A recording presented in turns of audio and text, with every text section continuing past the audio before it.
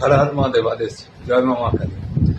আপনারা সকলেই জানেন যে কালকে প্রথমত দোল পূর্ণিমা আছে, এর সঙ্গে সঙ্গে দোল পূর্ণিমার সঙ্গে সঙ্গে কিন্তু গ্রহণও আছে, চন্দ্রগ্রহণ আছে। এবং চন্দ্রগ্রহণ এটা মানে পূর্ণগ্রাস চন্দ্রগ্রহণ আছে, যেটা আমাদের এখানেও দেখা যাবে এবং আমেরিকা, ইন্দোনেশিয়া, বিভিন্ন রকম যে মধ্যপ্রাচ্যের যে অঞ্চলগুলো আছে সেখানেও এই গ্রহণটা কিন্তু দৃশ্যমান। কিন্তু ব্যাপারটা হচ্ছে এই গ্রহণ নিয়ে নানা রকম যে কন্ট্রোভার্সি জন্মেছে সকল লোকের মাঝখানে। কারণ গ্রহণের এটা কখন হচ্ছে, কখন ছাড়বে, কখন কি হবে না হবে, বা কালকে এই দোল পূর্ণিমাকে ঘিরে আমরা একটা মহোৎসবের আয়োজন করে থাকি।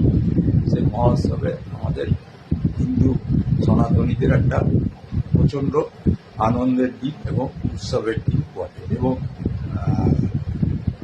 ভগবান শ্রীকৃষ্ণের আরাধনা করে থাকি বাড়িতে। কেউ কেউ আমরা হাতে যাদের গোপাল আছে পূজা অর্চা করে থাকি, নারায়ণের পুজো করি, এছাড়াও অন্যান্য দেবতাদের পূজা অর্চা করে থাকি।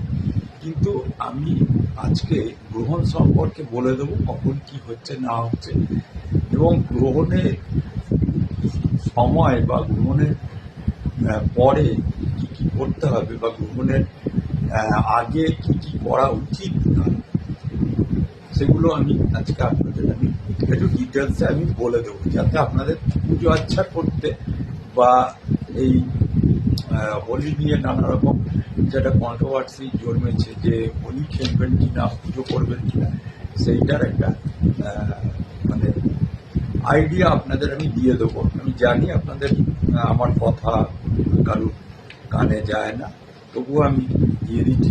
দেখুন, আজকে যে 2রা মার্চ আজকে বিকাল 5:55 থেকে মানে পূর্ণিমা শুরু হয়ে যাবে, এবং কালকে 3রা মার্চ অর্থাৎ দোল উৎসব আয়োজিত হবে। এবং সেই দোল উৎসবে এই পূর্ণিমাটা থাকবে বিকাল 5:08 অবধি, ঠিক আছে। কিন্তু ব্যাপারটা হচ্ছে যে এর ভেতরেই কালকেই চন্দ্রগ্রহণ আরম্ভ হবে। আচ্ছা, চন্দ্রগ্রহণ যে আরম্ভ হবে, এই চন্দ্রগ্রহণটা কিন্তু এক তো পূর্ণিমার ভেতরেই চন্দ্রগ্রহণটা আরম্ভ হচ্ছে, দ্বিতীয়ত হচ্ছে এই গ্রহণে কিন্তু সূতক বলে একটা জিনিস আছে, যেটা হয়তো আপনারা যারা শাস্ত্রীয় পণ্ডিত বা যারা শাস্ত্র জানেন, সূতক অর্থাৎ ছুট ছাড়ে।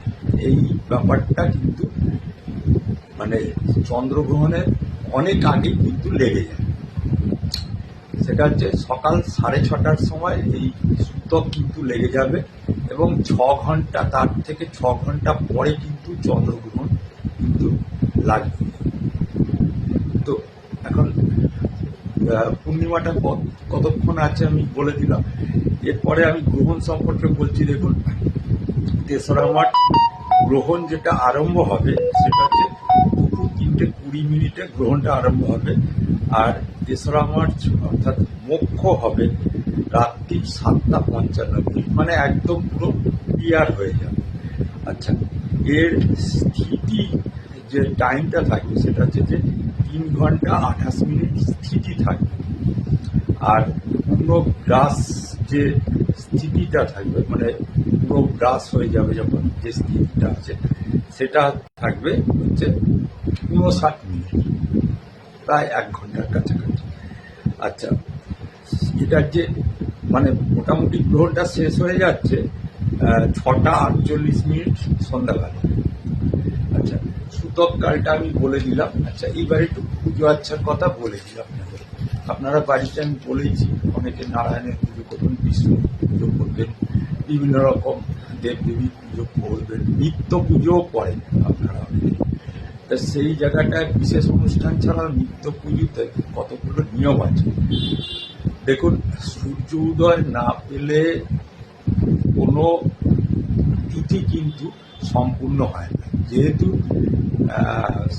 5টার সময় সূর্য উদয় হয়ে যাচ্ছে কালকে, সেহেতু 5টা থেকে 6:30টার ভেতরে যদি আপনারা আপনাদের ভগবানের পূজা আরাধনা যার যার বাড়িতে করে নিতে পারেন, তাহলে কিন্তু সবচেয়ে শুভ ফল। কারণ হচ্ছে এই যে সূতককাল যেটা বললাম, 6:30 থেকে একদম পুরো 6 ঘন্টা, মানে গ্রহণের আগে পর্যন্ত আপনারা কিন্তু আপনাদের গৃহদেবতা বলুন বা মন্দিরের দেবতা বলুন বা কোনো পুজো আচ্ছার স্থানের জায়গায়, সেই জায়গাটায় দাঁড়িয়ে আপনারা কিন্তু কোনো দেবতাকে কোনো ভোগ প্রসাদ সেবা ইত্যাদি আপনারা করতে পারবেন। এটা যেন খেয়াল থাকে। তার মানে 5টা থেকে 6:30টার ভেতরে, এই 1.5 ঘন্টার ভেতরে আপনাকে ওই সত্যনারায়ণের সিদ্ধি বলুন বা অন্যান্য পুজো বলুন, এগুলো কিন্তু আপনাকে করে নিতে হবে এবং ভোগ সব দিয়ে দিতে হবে। এই সূতককালে কিন্তু দয়া করে হাত জোড় করে বলছি যে কেউ আপনাদের গৃহদেবতা মন্দিরেই হোক বা অন্য কোনো অনুষ্ঠানেই হোক, তাকে স্পর্শ করা যায় না। ঠিক আছে? সূতককাল মানে মানে অসুচি কাল, এটা সোজা বাংলায় বলা হয়। এবং এই সূতককালটা এই বছরে গ্রহণেতে দেখা গেছে। এবং এই চন্দ্রগ্রহণটা আমি তো বললাম আমাদের ভারতবর্ষ তথা পশ্চিমবঙ্গ এবং বাইরে আমেরিকা, ইন্দোনেশিয়া, ব্রিটেন, চীন, জাপান সমস্ত জায়গায়, মধ্যপ্রাচ্যের যে অঞ্চলগুলো আছে সব জায়গায়, আফ্রিকা টাফ্রিকা সব জায়গায় দেখা যাবে। এখন প্রথম হচ্ছে যে দেখুন কটা সাবধান বাণী। সেকেন্ড সেটা হচ্ছে যে এই যে সূতককালে বা এই গ্রহণের আগে আপনারা প্রথমে হচ্ছে যে কোনো জামা কাপড় কাচবেন না, সাবান দিয়ে চান করবেন না, নখ কাটবেন না, চুল দাড়ি কাটবেন না, তারপরে কোনো কিছু খাওয়া পর্যন্ত যায় না। ঠিক আছে? এমনিতেই গ্রহণটা লেগে যাচ্ছে, আপনার দুপুরবেলায় গ্রহণটা লেগে যাচ্ছে, সুতরাং সেই জায়গাটায় দাঁড়িয়ে এইগুলো করবেন না। 1 নম্বর। দ্বিতীয় নম্বর হচ্ছে যে সবচেয়ে এফেক্ট ফেলে যারা প্রেগনেন্সি মহিলা আছে, তাদের জোড়হাত করে বলবো, দেখুন আপনারা দয়া করে যদি আপনার মাতৃগর্ভকে রক্ষা করতে চান এবং আপনি একজন মানে আদর্শ মা যদি হতে চান, তাহলে কিন্তু দয়া করে এই সময় কাল, মানে আমি বলছি একদম 6:30 থেকে 7:30 অবধি, 8টা অবধি একদম বাড়ির বাইরে, মানে আলোতে বেরোবেন, একটু ঘরে থাকার চেষ্টা করুন। আচ্ছা, এবার ঘরে থেকে আপনি কি করবেন সেটাও একটা প্রশ্ন। আপনি বিষ্ণু সহস্রনাম পাঠ করতে পারেন, আপনি দেবাদিদেব মহাদেবের যে মহামৃত্যুঞ্জয়ের মন্ত্র জপ করতে পারেন, আপনি মা ভবতারিণী পুজো করতে পারেন, মা দেবী দুর্গার পুজো করতে পারেন, যে কোনো দশম মহাবিদ্যার 64 যোগিনী জপ পূজা ইত্যাদিগুলো করতে পারেন এই গ্রহণের ভিতরে। এতে কিন্তু অসুবিধা নেই, কিন্তু জপ করতে পারেন, কিন্তু কোনো রকম ফুল চন্দন তাদের পায়ে দেওয়া যাবে না বা তাদের স্পর্শ করা যাবে না। অশৌচকাল মানে সূচককাল, অশৌচকাল। জব করতে পারেন, জব করবেন আপনারা, বা আদিত্য হৃদয় স্তোত্রম জব করতে পারেন ইত্যাদি, এইগুলো করবেন। এইগুলো করলে পরে আপনাদের যে গ্রহণের যে অশুভ প্রভাব, তার হাত থেকে অনেকটা দেওয়ার। কিন্তু দেখুন বর্তমান অবস্থায় গ্লোবালাইজেশন, অনেকেই কাজকর্মে বেরোতে হবে, যেমন আমাকে কাজকর্মে বেরোতেই হয়, কিছু করার নেই। তো এই যখন গ্রহণ একদম মুখ্য হয়ে যাবে, সেই মুখ্যের সময় আপনারা কিন্তু অতি অবশ্যই যে বস্ত্রটা পরে আছে সেই বস্ত্রটা অতি অবশ্যই ধুয়ে দেবেন, ভালো করে ধুয়ে দেবেন এবং তখন সাবান টাবান দিয়ে স্নান টান করে নেবেন।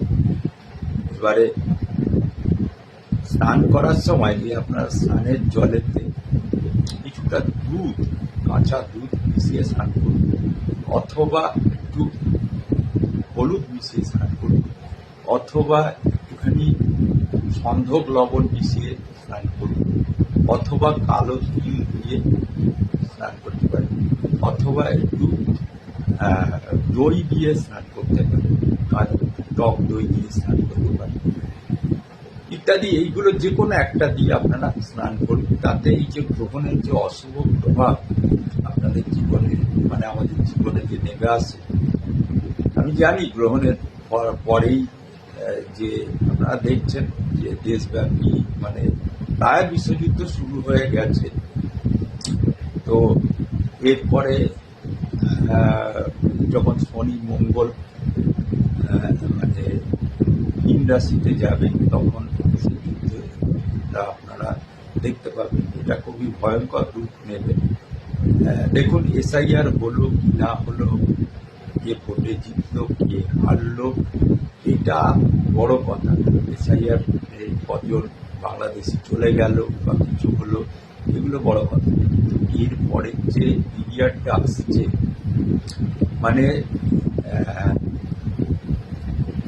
তেসরা এপ্রিল থেকে, ঠিক আছে, এই পিরিয়ডটা কিন্তু খুব ভয়ঙ্কর। যাই হোক, গ্রহণের এর আগে সূর্যগ্রহণ গেছে কয়েকদিন আগে, এবং তার ভেতরেই হোলি সমেত, মানে দোল সমেত একদম চন্দ্রগ্রহণ।